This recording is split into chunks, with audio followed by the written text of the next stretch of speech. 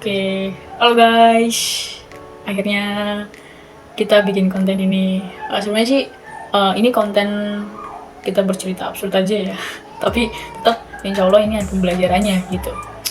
Aku mau cerita tentang langsung aja tentang gimana dulu sejarahnya, gimana dulu ceritanya, gimana dulu awalnya aku merintis sebuah komunitas. Tentunya bukan hanya aku pribadi yang merintis, tapi juga aku dapat bantuan dari teman-teman sekitarku gitu.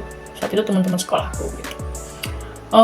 Dulu awal mula aku merintis komunitas itu berawal dari kesukaanku terhadap dunia tulis menulis. Jadi aku suka banget yang namanya nulis gitu. Kalau orang yang mungkin otomatis dia suka nulis, ya tentunya dia pasti suka baca gitu. Entah bacaan apa aja genrenya, entah mau novel, entah mau buku pengetahuan atau mungkin pengembangan diri.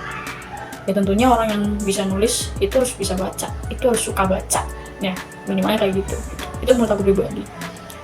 Dulu aku bukan merintis komunitas berbasis pendidikan yang bergerak di bidang pendidikan. Aku nggak kepikiran sampai situ teman-teman, jujur banget ya. Aku dulu tuh komunitas yang aku dirikan itu adalah komunitas berbasis penulisan. Jadi kita menampung teman-teman yang mungkin mereka punya kesukaan yang sama di dunia tulis menulis, yang mereka punya mimpi sebagai penulis hebat gitu. Dan saat itu mimpi aku adalah menjadi penulis hebat gitu. Tapi ketika aku lihat, ketika aku merintis komunitas itu, seiring berjalannya waktu kok kayaknya kita stuck di sini aja ya. Kita tuh kayaknya harus keluar dari zona ini deh. Kita harus lebih luas lagi gitu agar lebih banyak orang yang terbantu dengan adanya kehadiran kita gitu. Nah aku mikir sampai di situ, kalau misal dunia tulis menulis itu kaitannya erat dengan yang namanya pendidikan. Gimana kalau misal kita ubah komunitas ini jadi komunitas pendidikan gitu. Nah saat itu terbesitlah saat aku masih kelas 11. Aku suka banget yang namanya konsep, aku suka banget yang namanya nge-planning ya. Jadi aku tuh nggak bisa ketika aku mau melakukan sesuatu, aku tuh nggak planning dulu. Aku nggak bisa kayak gitu teman-teman. Aku harus ada plan, aku harus ada rencana dulu sebagai pegangan aku ke depan.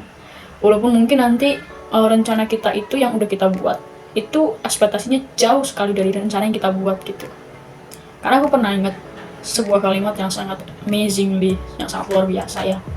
Ketika kita bikin rencana dan yang di atas itu bikin rencana, dalam hal ini Gusti Allah, kalau misalnya dipertemukan rencana kita dengan rencananya, ya rencana kita akan kalah gitu.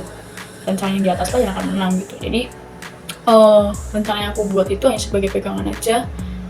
Tentunya ya sisanya aku berusaha aja gitu loh. Terkait hasilnya ya itu urusan yang di atas, kita nggak ikut campur di situ gitu. Walaupun nantinya mungkin hasilnya itu mengecewakan, ya tentunya pasti kita kecewa ya. Pasti kita kecewa, pasti kita sedih, itu hal yang sangat wajar bagi seorang manusia gitu. Tapi bagaimana caranya kita bisa menyikapi kecewaan itu, kesedihan itu dengan hal-hal yang mungkin bisa membuat kita lupa dengan kekecewaan itu gitu. Nah saat itu kita bikin komunitas pendidikan, kita bangun tim. Saat itu timnya masih 5, antara 2 dan juga 5 orang gitu. Kita masih sangat kecil sekali. Terus pada saat itu masuk ke era COVID-19, itu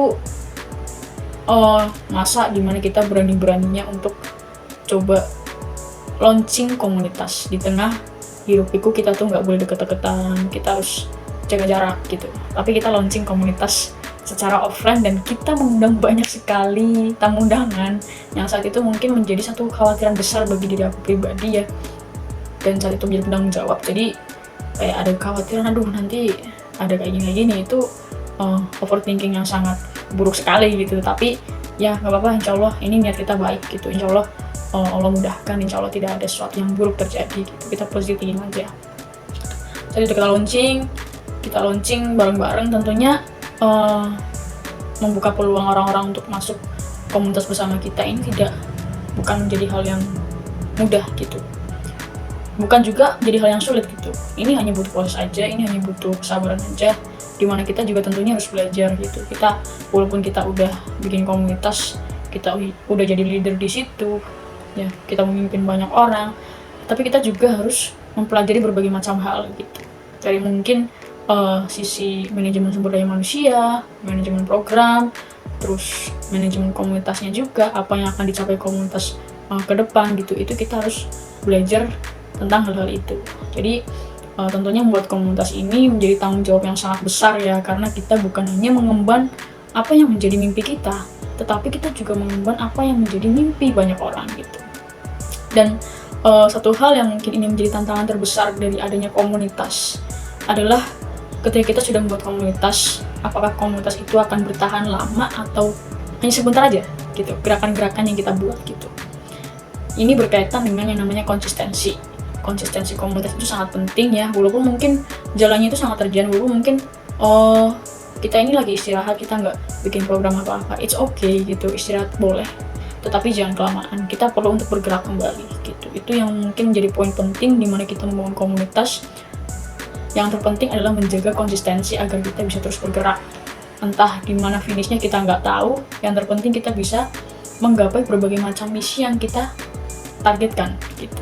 Tentunya ini juga bukan hanya untuk diri kita pribadi, tetapi juga manfaat yang komunitas ini harus kejar itu juga harus bisa dimaksimalkan untuk masyarakat luas juga kayak gitu.